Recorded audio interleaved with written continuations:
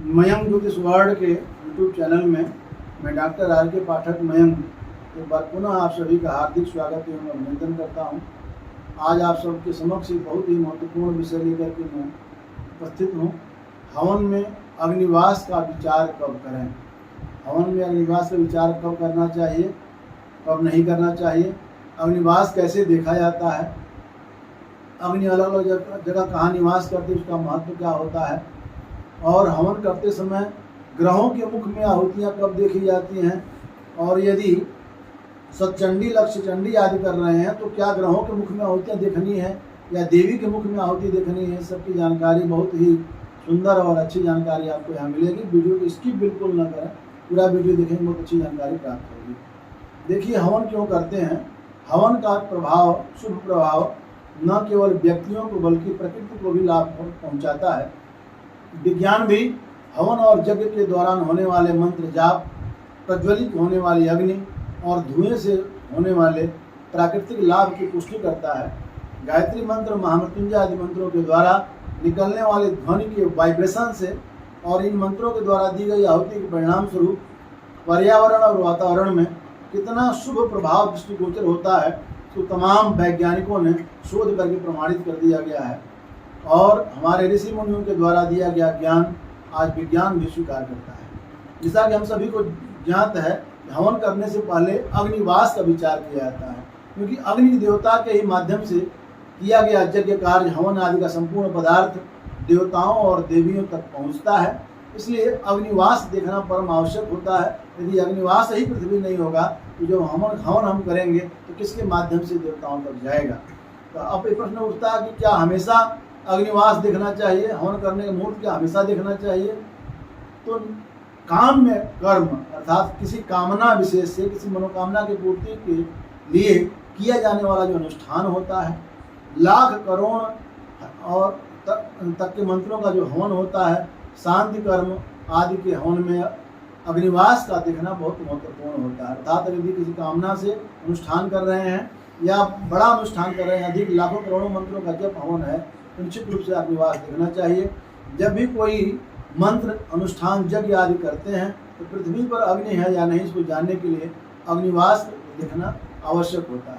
अब प्रश्न उठता है कि अग्निवास कब नहीं देखना चाहिए। देखिए, विवाह के समय में, यात्रा में, व्रत बंध में, मुंडन में, जोगोपवीत संस्कार में, संपूर्ण प्रकार के व्रत, रविवार के व्रत हो या किसी प्रकार का व्रत हो, उनमें दुर्गा विधान, पुत्र जन्म कृत्य, पुत्र के जन्म का पर जो कार्य होते हैं, महारुद्र व्रत, सीमांतो नयन, संस्कार, व्रतबंध, दीक्षा, गृह वास्तु शांति, अमावस्या, सत्यनारायण व्रत कथा, ग्रहण और नित्य नैमित्तिक कार्यों में हवन के लिए अग्निवास देखने की आवश्यकता नहीं होती है।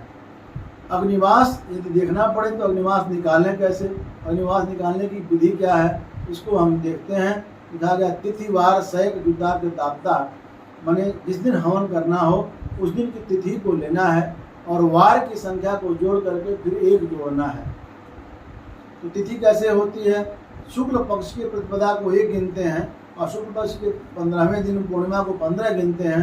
कृष्ण पक्ष की प्रतिपदा जो होती है उसको 16 गिनती होती है, 1 गिनती नहीं होती, 16 गिनती होती है, और अमावस्या को 30 गिनते हैं। इस प्रकार से जो तिथि हो उसको गिन लें, और यानी कृष्ण पक्ष की जो तिथि है उसमें 15 जोड़ कर लिखना है और उसके साथ साथ 1 जोड़ना है, तिथि जोड़ना है। वार की संख्या, रविवार को 1 गिनते हैं, शनिवार को 7 गिनते हैं। इस प्रकार से रविवार, सोमवार, मंगलवार, बुधवार की गिनती करते जाइए, शनिवार को 7 गिनना है। तो रविवार को 1 गिनेंगे, शुक्ल पक्ष प्रतिपदा को जो है 1 गिनेंगे। इस प्रकार तिथि और वार को जोड़िए, फिर जो आता उसमें 1 और जोड़ लीजिए, फिर 4 का भाग देना। तिथि धनवार धन 1 बराबर जोगफल आएगा, उसमें 4 की भाग देना है। यदि शेष 0 बचता हो या 3 बचता हो तो पृथ्वी पर अग्नि होती है, उसमें हवन करना कल्याणकारक होता है।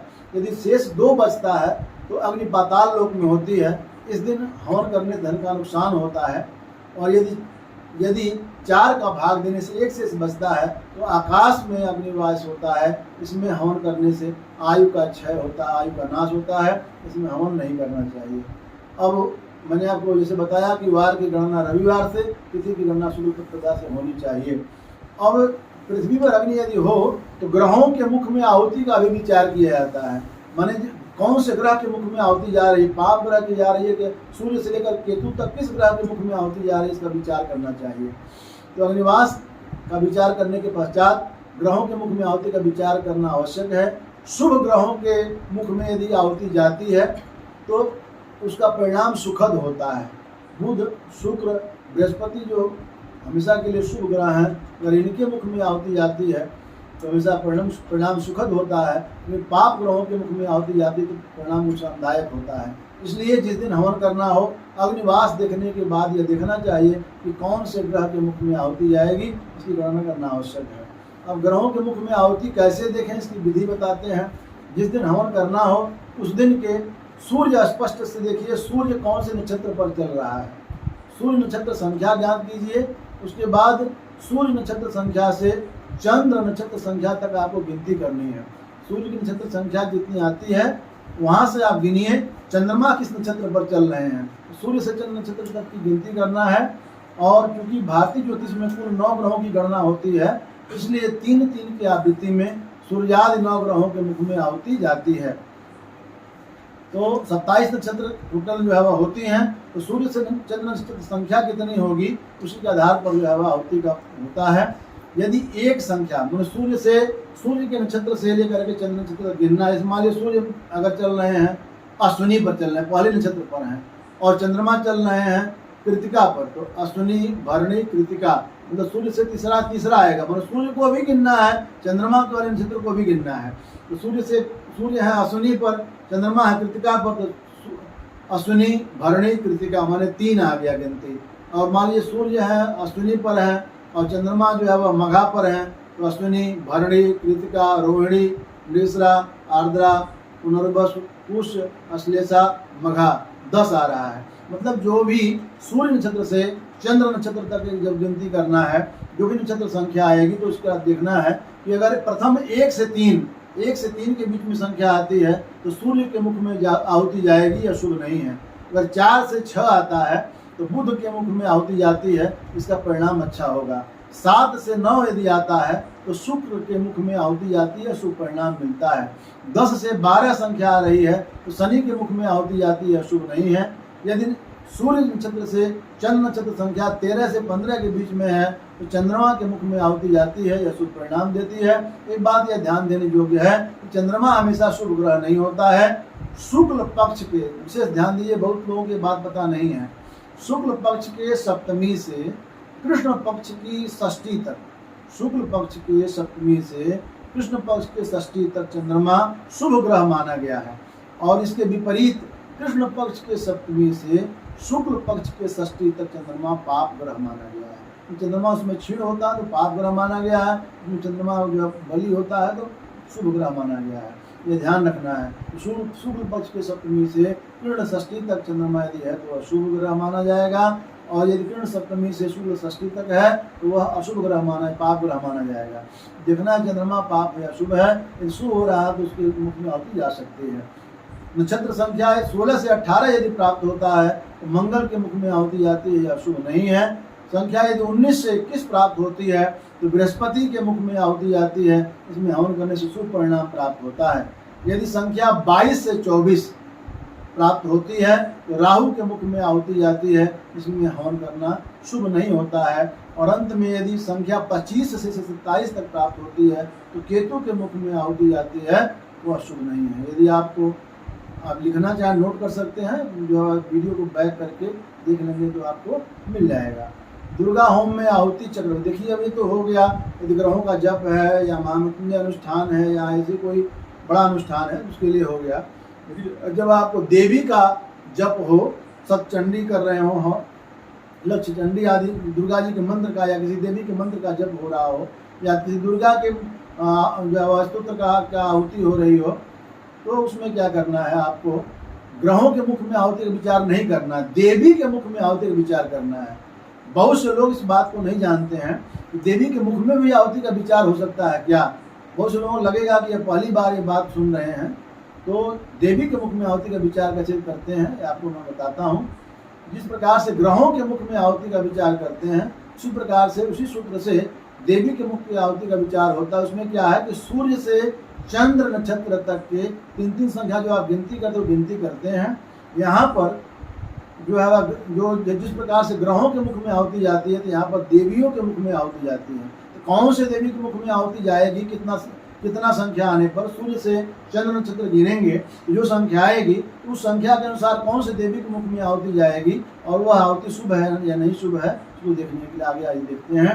देखिए, अगर 1 से 3 संख्या प्राप्त होती है, सूर्य से चंद्र नक्षत्र संख्या गिनने पर, सूर्य जिस नक्षत्र पर हो वहां से चंद्र नक्षत्र तक गिनने पर यदि 1 से 3 के बीच में संख्या प्राप्त होती है तो ब्राह्मी के मुख में आहुति जाती है और इस समय हवन करने से लक्ष्मी प्राप्ति होती है। 4 से 6 यदि संख्या प्राप्ति होती है तो कौमारी के मुख में आहुति जाती है, जो पुत्रदायक संतान प्राप्ति कारक है। 7 से 9 यदि संख्या प्राप्त होती है तो वैष्णवी के मुख में आहुति जाती है, जो शोकदायक है, इसमें नहीं करना चाहिए। 10 से 12 संख्या प्राप्त होती है तो वाराही के मुख में आहुति जाती है, जो भय कारक है, इसमें भी नहीं करना है। 13 से 15 यदि संख्या प्राप्त होती है तो ऐन्द्री के मुख में आहुति जाती है, यह धनदायक होता है।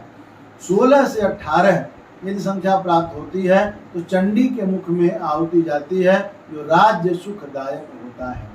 19 से 21 यदि संख्या प्राप्त होती है तो मेधा के मुख में आहुति जाती है, यह रोग कारक होता है। और 22 से 24 संख्या प्राप्त होती है तो माहेश्वरी के मुख में आहुति जाती है, यह विद्या सुख प्रदान करने वाली देवी हैं, विद्या सुख प्राप्ति होती है। और अंत में यदि 25 से 27 संख्या प्राप्त होती है, नारसिंही के मुख में आहुति जाती है, जो लाभदायक है। इस प्रकार सतचंडी, नवचंडी, लक्ष्य चंडी आदि के उपरांत, पाठ के उपरांत या सिद्धि कुंजिका, नवाण आदि मंत्रों के जप के उपरांत, लक्ष्मी आदि देवी, सरस्वती देवी आदि के मंत्रों के उपरांत जब आप हवन करना चाह रहे हैं तो देवियों के मुख में आहुति का विचार कर लेना चाहिए। विभिन्न कार्यों में हवन सामग्री की मात्रा, हवन की विधि, हवन कुंड का प्रारूप, अलग अलग कार्यों के लिए अलग अलग धातुओं के हवन कुंड तथा हवन में कौन सी सावधानियां बरतनी चाहिए, इसकी जानकारी हम आगे अलग से आपको इसी वीडियो में देंगे। भविष्य की वीडियो में आपको प्राप्त होगी। आशा है नहीं वरन पूर्ण विश्वास है, यह जानकारी आपके लिए बहुत लाभदायक सिद्ध होगी। ये जानकारी बहुत ही अच्छी लगी होगी। जो कर्मकांड करने वाले लोग हैं, ज्योतिष के लोग हैं और सामान्य लोगों के लिए भी ये जानकारी बहुत लाभदायक रहेगी। महत्वपूर्ण जानकारियों को कागज पर नोट करके रख लीजिए। बार बार आपको वीडियो नहीं देखना पड़ेगा या वीडियो को डाउनलोड करके भी रख सकते हैं। तो वीडियो को लाइक करिए, कमेंट करिए, अपने मित्रों में शेयर करें। और यदि आपने अभी तक हमारा चैनल सब्सक्राइब नहीं किया तो सब्सक्राइब करके बेल आइकन भी प्रेस कर लें, ताकि आगे आने वाले सभी वीडियो की नोटिफिकेशन आप सबसे पहले प्राप्त हो सकें। वीडियो देखने के लिए आपका बहुत बहुत धन्यवाद। मैं डॉक्टर आर के पाठक मयंक आपसे विदा लेता हूँ। फिर किसी महत्वपूर्ण वीडियो से मुलाकात होगी। बहुत बहुत धन्यवाद।